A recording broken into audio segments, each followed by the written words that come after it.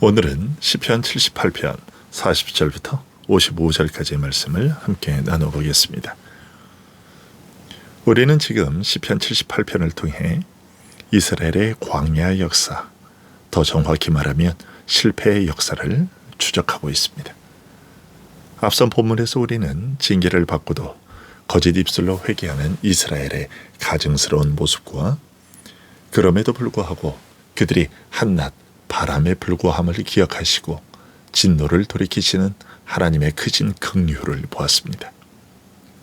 하나님이 그렇게 용서해 주시고 참아 주셨다면 이스라엘은 이제라도 정신을 차리고 하나님을 온전히 신뢰해야 마땅합니다. 그러나 오늘 본문은 우리의 기대가 얼마나 헛된 것인지를 보여줍니다. 40절부터 42절 말씀입니다. 그들이 광야에서 그에게 반항하며 사막에서 그를 슬프시게 함이 몇 번인가. 그들이 돌이켜 하나님을 거듭 시험하며 이스라엘의 거룩하신 일을 노엽게 하였도다. 그들이 그의 권능의 손을 기억하지 아니하며 대적에게서 그들을 구원하신 날도 기억하지 아니하였도다. 40절은 이스라엘의 죄를 이렇게 표현합니다. 하나님을 슬프시게 했다. 하나님의 감정을 인간처럼 단순히 묘사하는 차원을 넘어서 언약의 하나님이 자기 백성의 배반 때문에 마음 아파하셨다는 뜻입니다. 거역했다, 슬프시게 했다, 시험했다.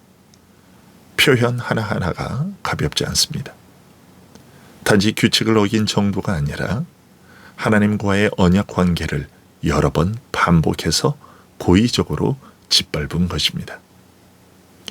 여러분, 우리가 죄를 지을 때 단지 규칙 하나 어겼다가 아닙니다. 구약의 언어로 말하면 우리의 죄는 그분을 슬프시게 하는 것입니다.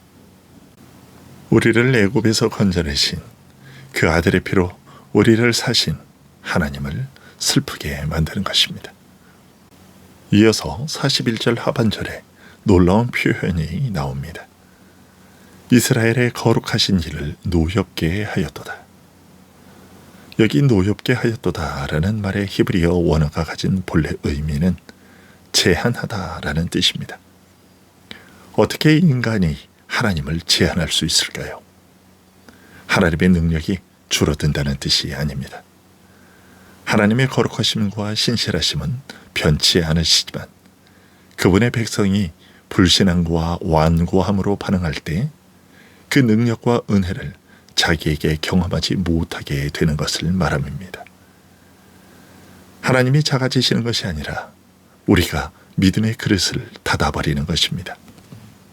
하나님, 여기까지만 하세요.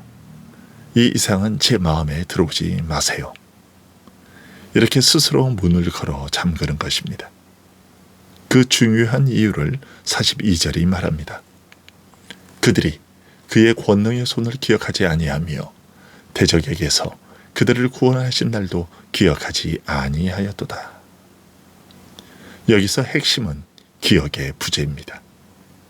그의 손, 곧 하나님의 능력의 손, 구원의 손을 기억하지 않았습니다.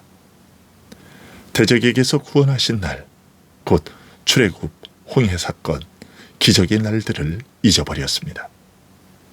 여러분, 하나님을 잊어버린다는 것은 단순히 머리에서 정보가 사라진다가 아닙니다. 삶에서 그분을 더 이상 중심에 두지 않는 것을 말합니다. 그분의 능력과 은혜를 더 이상 기준으로 삼지 않는 것입니다. 그래서 앞선 37절에서 이렇게 말했습니다. 그들의 마음이 그에게 정함이 없으며 그의 언약에 성실하지 아니하였습니다. 오늘 새벽 우리도 이 질문을 해야 합니다.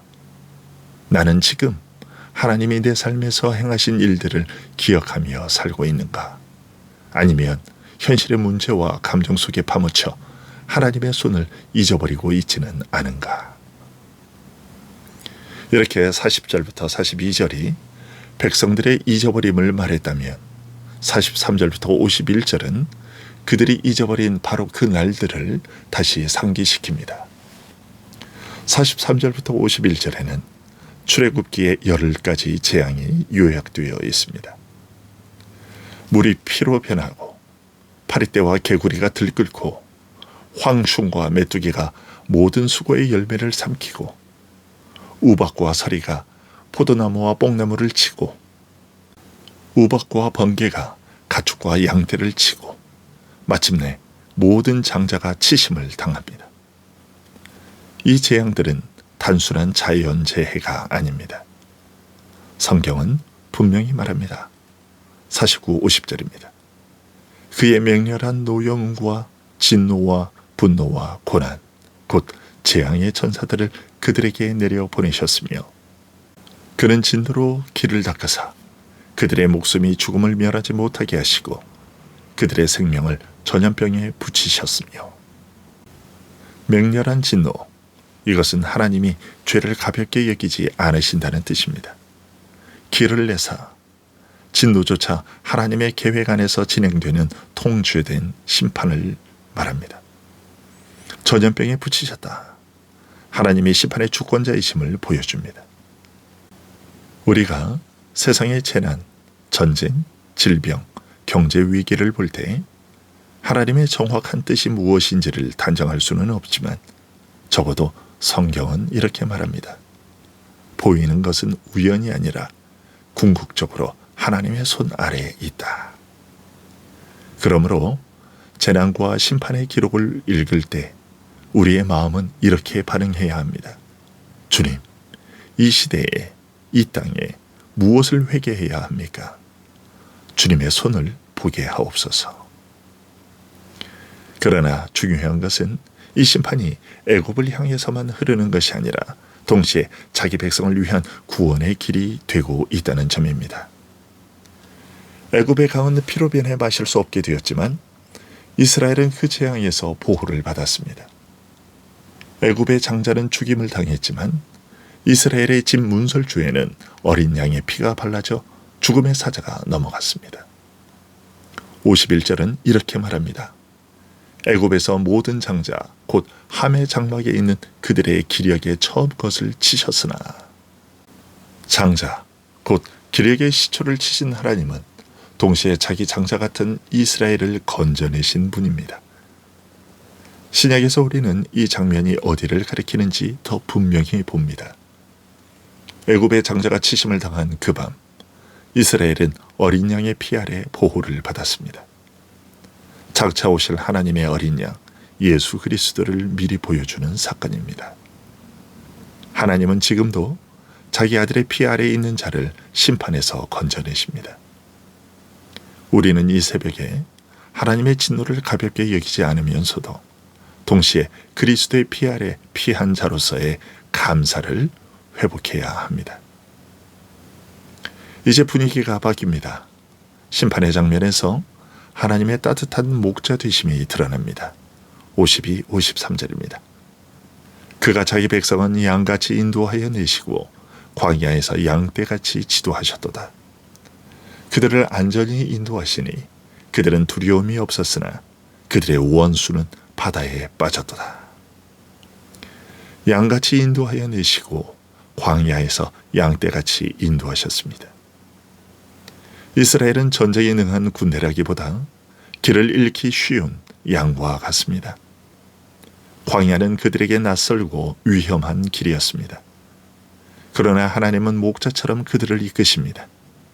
구름기둥, 불기둥으로 길을 보여주시고 만나와 메추라기로 먹이시고 반석에서 물을 내시며 양떼같이 인도하셨습니다. 그리고 53절은 이렇게 말합니다. 그들을 안전히 인도하시니 그들은 두려움이 없었으나 그들의 원수는 바다에 빠졌도다. 이스라엘 앞에서는 바다가 갈라지고 그들이 걷는 그 길은 뒤따라오는 애굽에게는 심판의 무덤이 되었습니다. 같은 바다, 같은 길인데 누구에게는 구원의 길, 누구에게는 심판의 자리가 됩니다. 오늘도 마찬가지입니다. 그리스도의 십자가는 믿는 자에게는 하나님의 능력이지만 믿지 않는 자에게는 미련한 것, 심판의 근거가 됩니다. 54절과 55절은 하나님의 인도하심의 목적지를 말합니다. 그들을 그의 성소의 영역, 곧 그의 오른손으로 만드신 산으로 인도하시고 또 나라를 그들의 앞에서 쫓아내시며 줄을 쳐서 그들의 소유를 분배하시고 이스라엘의 지파들이 그들의 장막에 살게 하셨도다. 하나님은 이스라엘을 단지 애굽에서 빼내기만 하신 것이 아닙니다. 그들을 성소의 영역, 그의 오른손으로 만드신 산, 곧 약속의 땅, 기업의 자리까지 데려가셨습니다. 열방을 그들 앞에서 쫓아내시고 제비 뽑아 소유를 나누게 하시고 각 지파의 장막에 거주하게 하셨습니다. 애굽에서 건져내신 것의 목적은 그저 고통에서 탈출하는 것이 아니라 하나님의 임재가 있는 땅에서 하나님과 함께 사는 삶에 이르게 하려는 것이었습니다. 신약의 눈으로 보면 이 약속의 땅은 새 하늘과 새 땅을 예표합니다. 그리고 지금 우리에게는 그리스도 안에서 하늘에 속한 모든 신령한 복으로 이미 시작된 기업입니다. 여러분, 하나님은 우리를 단지 죄에서 빼내기만 하신 것이 아닙니다. 우리를 자기 품, 자기 집, 자기 영광의 자리까지 데려가시려고 구원하셨습니다.